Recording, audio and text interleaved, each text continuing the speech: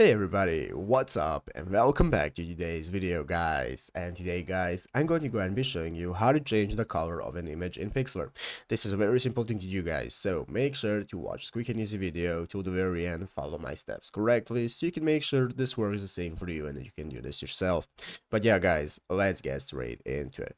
So the first thing you want to do is go ahead and open up the official Pixlr website right here at pixlr.com if you haven't already, and after opening it up guys, you'll be greeted by this home page right here, which is the main page of Pixlr. And the first thing we need to do is go ahead and log into our account. So here in the upper right corner, you'll have the login option. If you don't already have an account, you can just go ahead and create a new one. And after creating your account, log in. And after that, we can get started opening up our photo editor. So let's go ahead and open up the photo editor by clicking on it right here.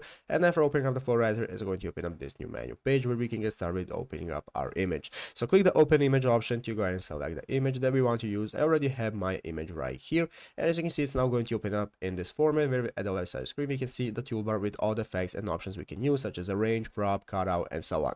So what we want to do now to replace our image and change it to something else in the color section, what we want to do is go and select the effect option. We have multiple options that we're going to take a look at. One of them is called effect. So in the effect option, we have the option to change it to black and white. We have all the effects options right here that you can add that are going to change the colors of your image. But if you want to change it yourself directly, what you want to do is go into the drawing option right here. In the drawing option, we can get started selecting the color that we want to draw over, or in the adjust option, it's going to work even better for you. Here in the adjust, we're going to find the color section where, as you can see, we can go ahead and select if we want the vibrance to be better, less, or more, saturation, and so on, so until you get your desired color effect that you want to use in your image that you can go ahead and then save and apply.